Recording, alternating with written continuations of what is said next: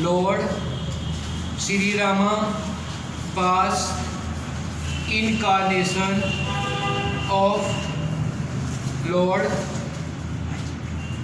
Vishnu in the Treta era.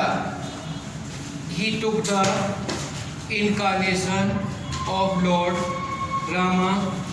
He was most dignified God. He kept the modesty in his life. He took the incarnation of Lord Sri Krishna in Dwapar era. In the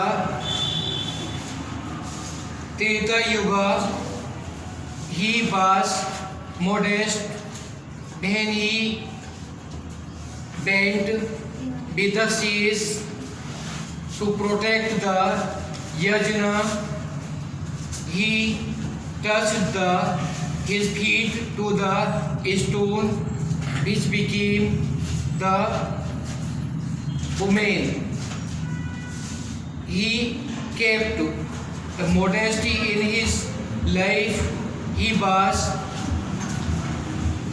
did not say himself that I am God. He led the life of the ordinary man in simplicity. And Lord Sri Rama said, the person who is leading the life of simplicity and who has not dishonesty, any kind of the cruelty, non-violence, I do not like him in the dream. I like those persons who are innocent, who are pure by heart, and who has the simplicity. In the what was the name of the woman who changed by touching the feet of Lord Sri Rama? Yes. What was the name of the woman which changed from the stone by touching the feet?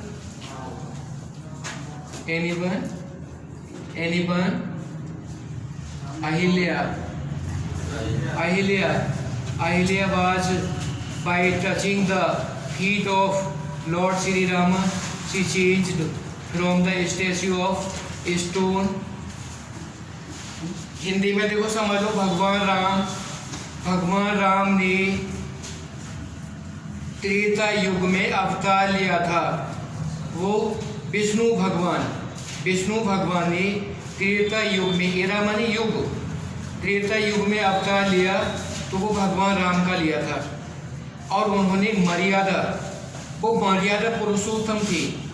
वो मर्यादा से कोई भी काम भी करते थे, हमेशा मर्यादा से करते थे। उन्होंने अपने मुंह से कभी ये नहीं कहा कि मैं भगवान हूँ। एक साधारण आदमी की तरह से उन्होंने जीवन बिताया। अब जब वो गुरु मुनि विश्वामित्र के साथ गए थे तो विश्वामित्र ने कहा, अपना पैर इस पत्थर की शिला पर रख दो।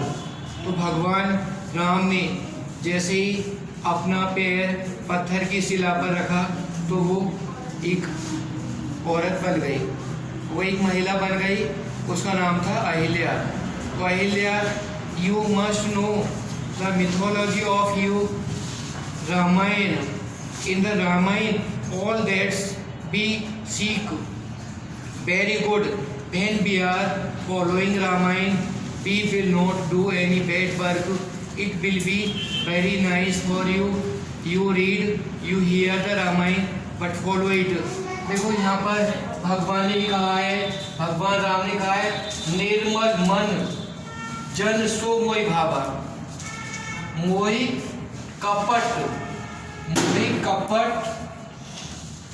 कपट छल छिद्रन भावा। जो निर्मल होता है, जिसका मन पवित्र होता है, साधारण होता है, सिंपल होता है, कभी झूठा आडंबर नहीं करता, वो मुझे भाता है, मुझे वो अच्छा लगता है, वो मुझे पाता है। और मुझे वह आदमी जो झूठ बोलता है, पचपन रखता है, झूठे बहाने बनाता है, दूसरों की बेईमानी करता है, ऐसा तो मुझे कभी सपने में भी, मुझे ऐसा आदमी कभी सपने में भी अच्छा नहीं लगता। वो तो मेरा भक्त हो ही नहीं सकता।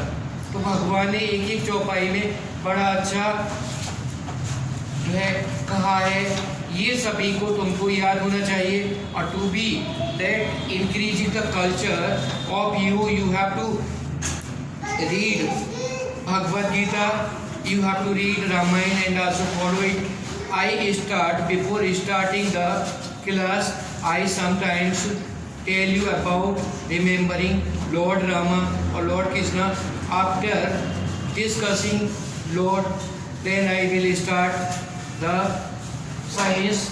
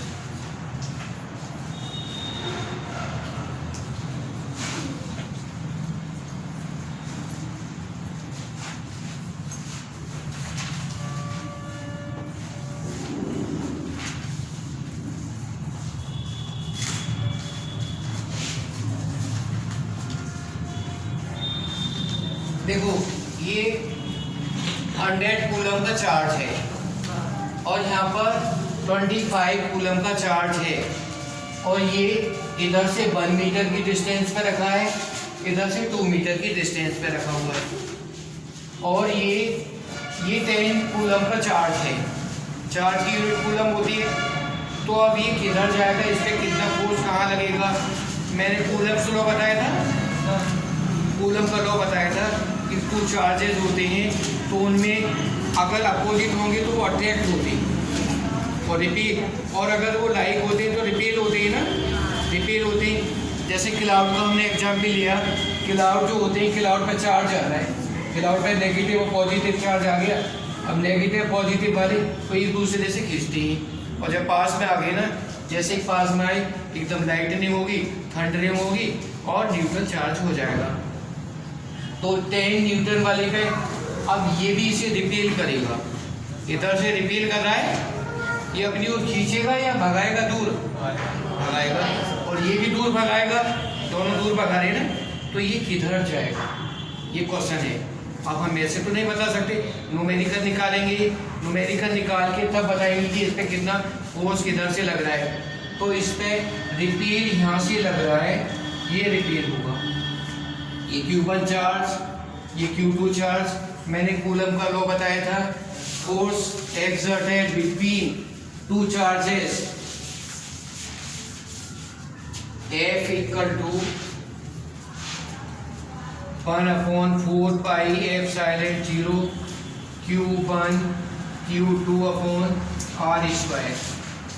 तो हमने यहाँ देखा इसकी वैल्यू 9 मल्टीप्लाई 10⁻⁹ और Q1 है 100, Q2 10 अपॉन R स्क्वायर, 2 का स्क्वायर 4।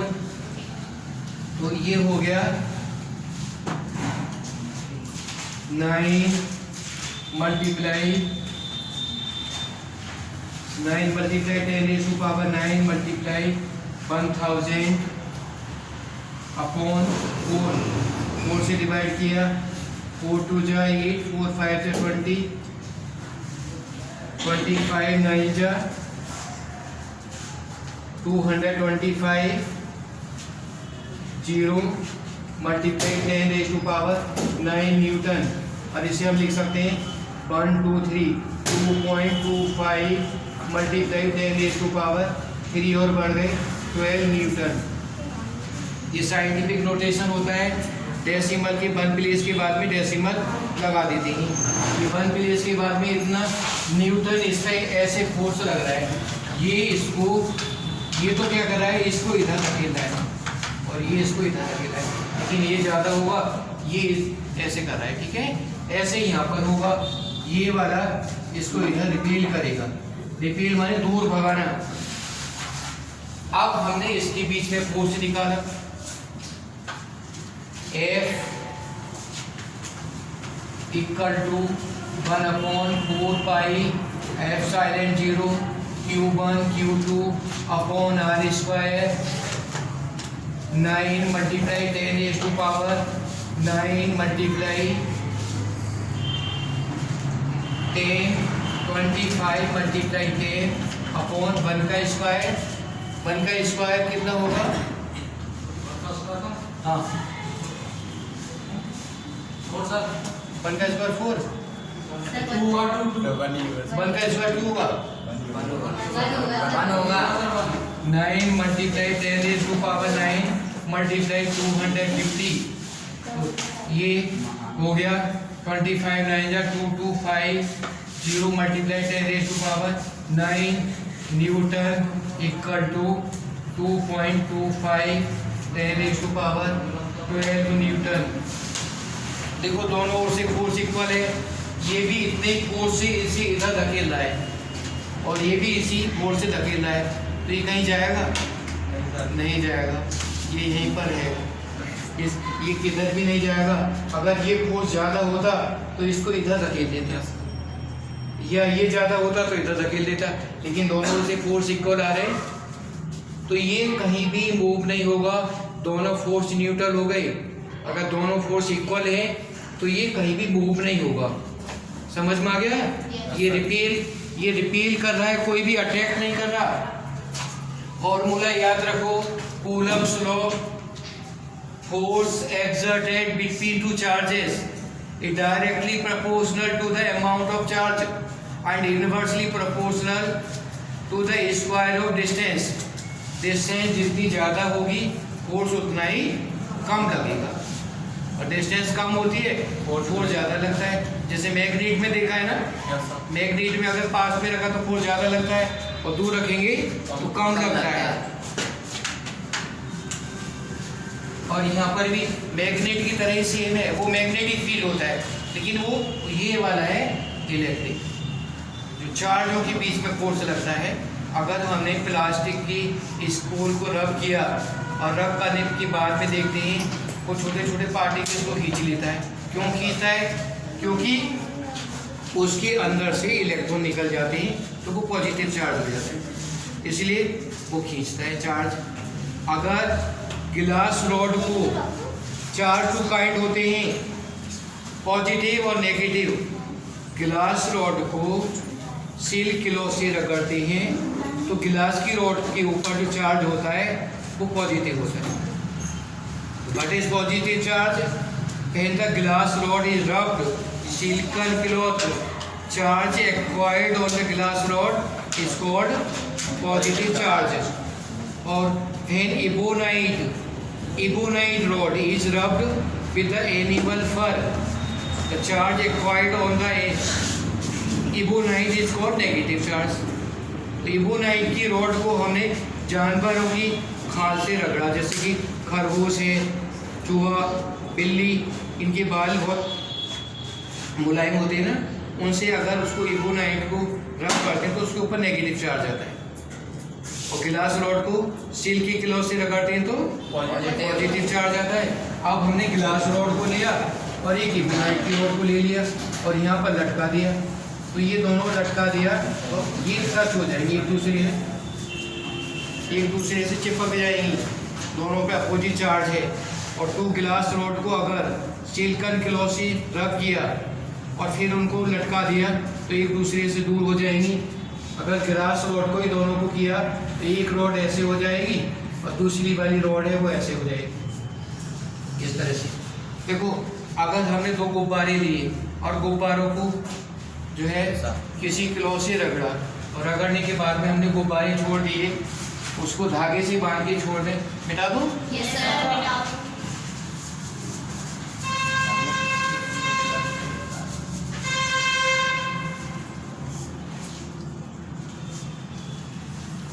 ये गुब्बारे रब करने के बाद में हमने छोड़ दिया तो ये ऐसे हो जाती।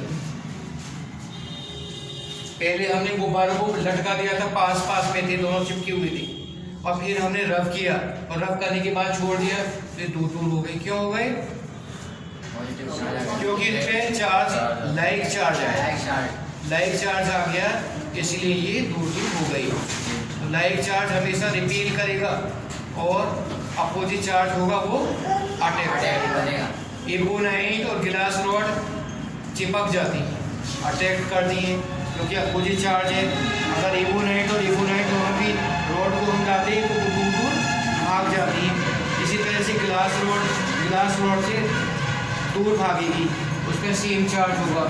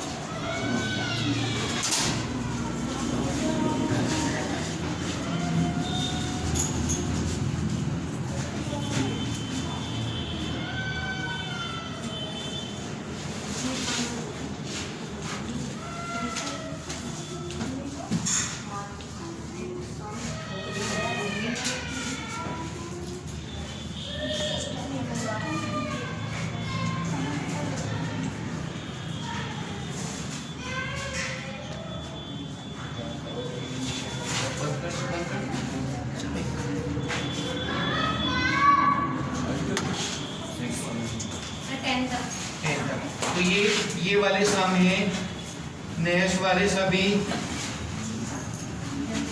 इनकी वैल्यू निकाली, फैक्टर्स जो फैक्टर आए, जैसे कि तुमने फैक्टर निकाला, मानो x + 2 = 0, ये आ गया, x की वैल्यू -2 आ जाएगी, x की वैल्यू -2 आई। जब फैक्टर ये है x + 2 = 0, x की वैल्यू -2 इधर कर देते हैं तो साइन उसका चेंज हो जाता है। ठीक है, इनकी अब वैल्यू निकालनी, क्योंकि = 0 आ रहा है, = 0, तो इसकी 3 आंसर आएंगे, 3 आएंगे ना, 3 आंसर आते हैं। तो 3 जो होते हैं ना, पहला वाला जो होगा उसे अल्फा, सेकंड वाले को बीटा, थर्ड वाले को गामा कहते हैं। ठीक है, ये इसका करना है अल्फा बीटा गामा, ये निकालें। ठीक है, अब ये सभी उतार लेना। नेक्स्ट एक और सवाल को अच्छी तरह से उतार लेना, उतार लेना।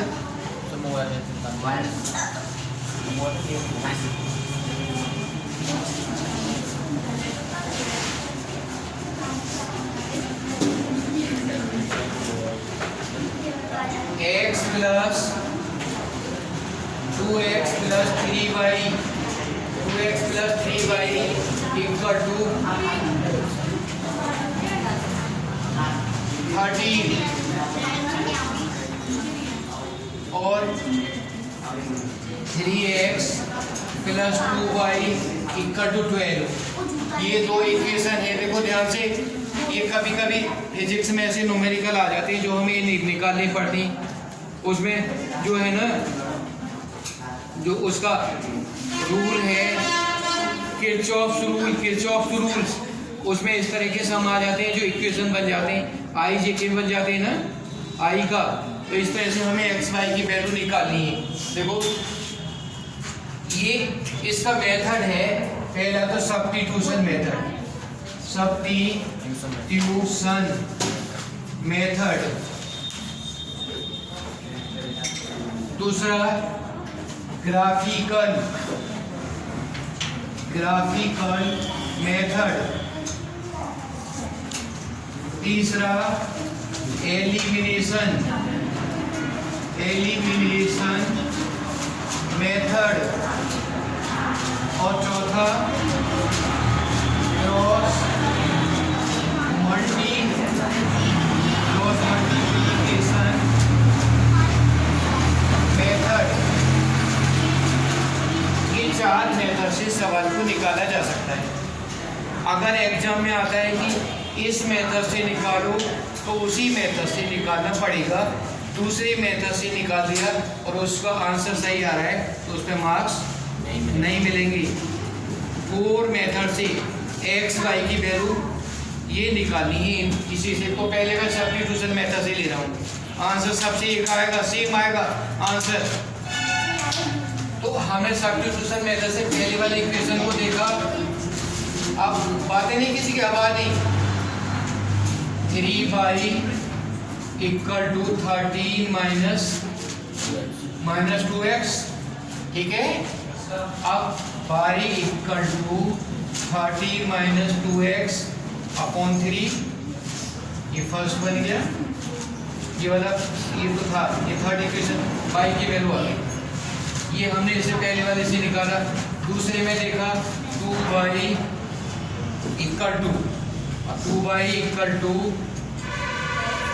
12 minus 3x, y equal to 12 minus 3x upon 2। तो ये भी y की वैल्यू आ रही है और ये भी y की वैल्यू आ रही है, ठीक है ना। हमने सब्स्टिट्यूट किया, ये इक्वल कर दिया 13 minus 2x upon 3 equal to 12 minus 3x upon 2। अभी क्रॉस मल्टीप्लाई होता है ना,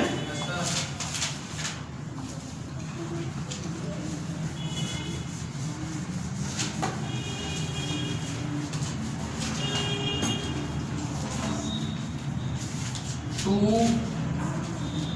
13 minus 2x equal to 3 12 minus 3x 26 minus 4x 24 minus 9x। x वाली को ले ली, बाकी नंबरों को सभी उधर पहुंचा देंगे। 9x minus 4x equal to 24 minus 26। ये 9x है, इधर आएगा प्लस का हो गया, और ये और इधर था ये 12 3 36 36 माइनस 9x। अब 36 में से 5x equal to 10, 5x equal to 10, x equal to 5, x की वैल्यू 5 आ गई, 5x की वैल्यू 2, x 2 आ गया, x की वैल्यू 2 आई।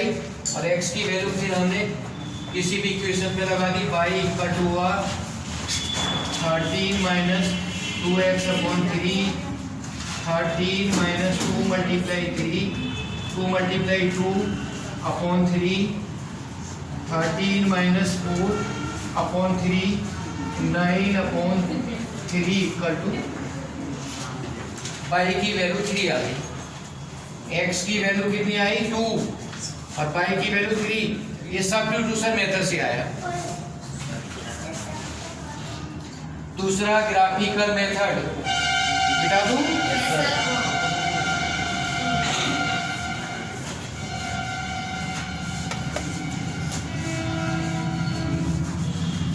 इसका ग्राफ बनाएंगे, x एक्सिस और y एक्सिस।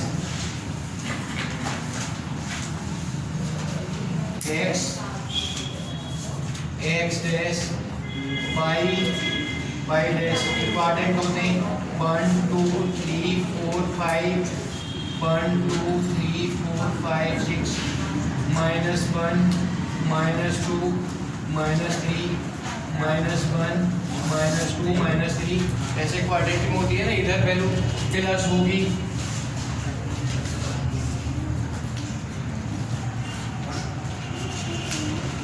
1 2 3 4 4 5 6। अब देखो, अब इसका जो पहला वाला है इसका हमने ग्राफ बनाया 2x + 3y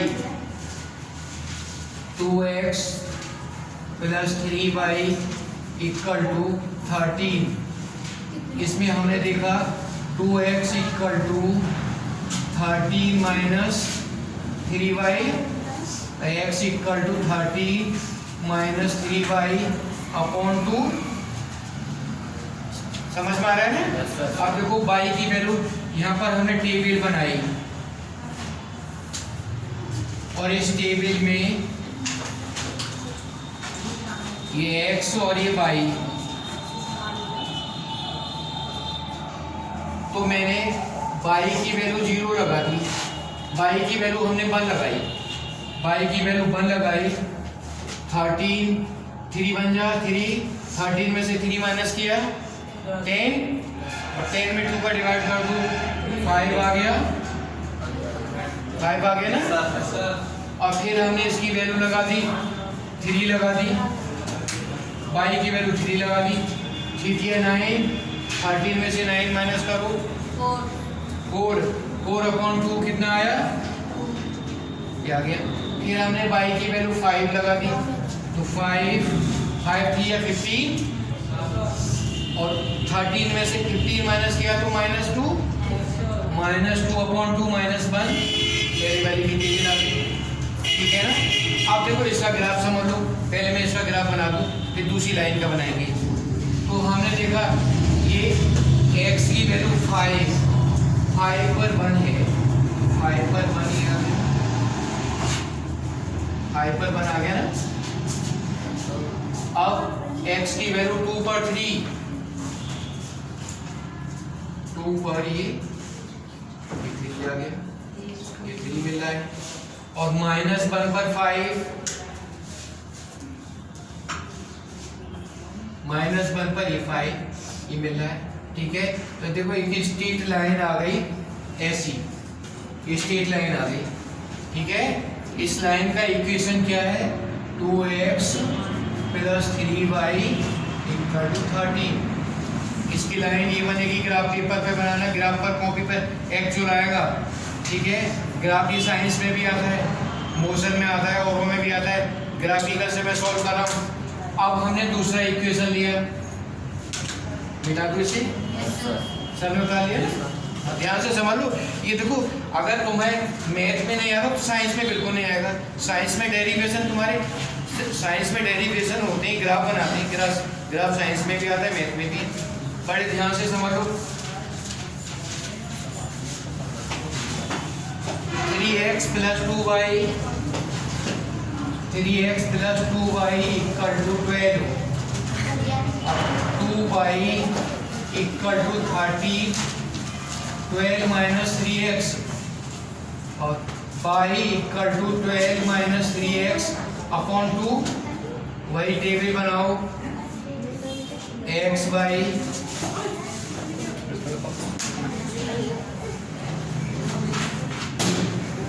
ये 3 वैल्यू तो कम से कम निकाला करो, ठीक है। 3 वैल्यू तो हमने यहाँ पर x की वैल्यू 1 लगाई, x की वैल्यू 2, x की वैल्यू 2, 12 में से 6 माइनस किया 6 बचा, 3 आ जाएगा।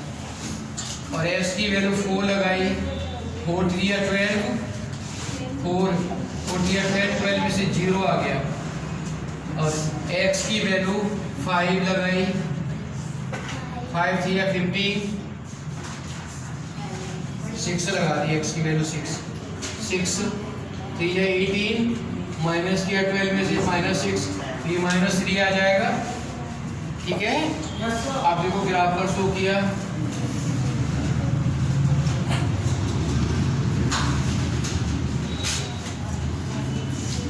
पॉइंट आ रहा है 2 पर 3, 2 पर 3, एक तो पॉइंट ये आ गया, ये पॉइंट आ गया इसका 2 पर 3, 4 पर 0, x की वैल्यू 4 पर, ये y 0 है तो ये पॉइंट आ गया।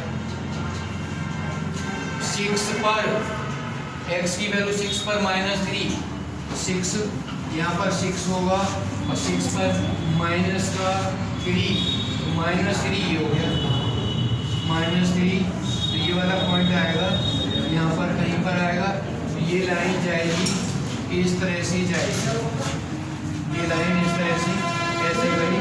इस लाइन का इक्वेशन, ये वाला लाइन का इक्वेशन होगा 3x plus 2y, 3x plus 2y equal to 12। ये सेकंड वाली लाइन का इक्वेशन आ गया। और देखो जहां पर ये मिल रही है वो आंसर होगा, जहां पर दोनों मिल रही हैं, तो ये वाली दोनों लाइनें कहां पर मिल रही हैं, ये लाइन यहाँ पर मिल रही है, इस वाली पॉइंट पर मिल रही है, ये वाली इस पॉइंट पर मिल रही है।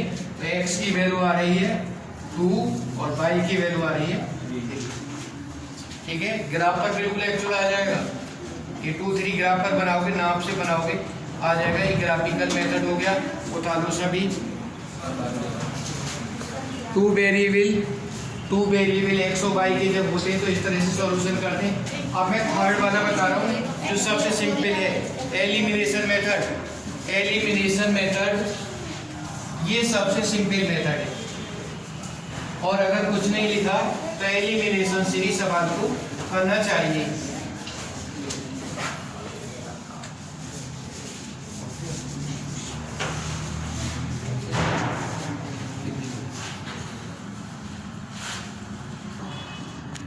अब देखो पहले वाले में हमने 3 का मल्टीप्लाई किया, सेकंड वाले में 2 का किया, तो ये हो जाएगा 4x plus 6y equal to 26, और इसका मल्टीप्लाई किया 6x प्लस 3 का मल्टीप्लाई इसमें किया, इसमें पहले वाली इक्वेशन में 3 का मल्टीप्लाई, दूसरे वाले में 2 का किया, तो ये 6x plus 9y, 6x plus 9y equal to 39, और नीचे वाला हुआ 6x plus 6y equal to 24, minus minus minus